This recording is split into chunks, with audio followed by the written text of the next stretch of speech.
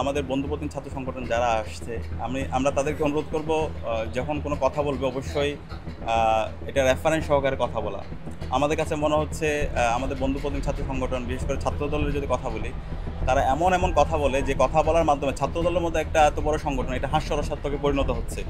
এবং তারা যদি বক্তব্য দেয়, কেন্দ্রীয় সভাপতি রাকিব ভাই অথবা সেক্রেটারি নাসির ভাই 5 মিনিট কথা বললে 4.5 মিনিটে হচ্ছে তারা শিবিরের বিরুদ্ধে বিষাদগার, শিবিরের বিরুদ্ধে মিথ্যা প্রপাগান্ডা, এই ধরনের আচরণ। আমার কাছে মনে হচ্ছে শিবির ওয়ার্ডটা যদি বাদ দিয়ে তাদেরকে কথা বলতে বলি, তারা 1 মিনিট কথা বলতে পারবে কিনা সেটা আমার সন্দেহ হয়। তো আমি অনুরোধ করব এটার মাধ্যমে ছাত্রদলের যে ঐতিহ্য আছে, তারা তো মজলুম ছিল, তো তাদের যে ঐতিহ্য এবং তাদের যে ইমেজ সেটা নষ্ট হচ্ছে।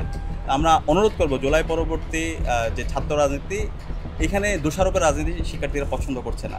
তো তারা যদি হচ্ছে বাংলাদেশ প্রশ্নে একত্রিত হয়ে জুলাইয়ের চেতনাকে ধারণ করে শিক্ষার্থীদের যে আকাঙ্ক্ষা, শিক্ষার্থীদের যে চাওয়া পাওয়া, সে আলোকে যদি কথা বলে, তাহলে শিক্ষার্থীরা তাদের সাথে স্বতঃস্ফূর্ততার সাথে তাদেরকে সাপোর্ট দিবে।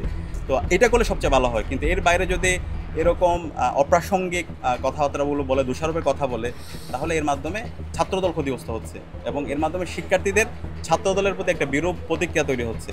তো আমরা আশা করছি, যেহেতু তারা আমাদের বন্ধুপ্রতিম, আমরা তাদেরকে অবশ্যই সাজেশন দিব, পরামর্শ দিব। সে আগের ধারায় যে রাজনীতি, ছাত্রলীগীয় কায়দায় যে রাজনীতি, যে ট্যাগিংয়ের রাজনীতি, যে প্রপাগান্ডার রাজনীতি, সেগুলো থেকে বের হয়ে আসলে সবচেয়ে ভালো হয়।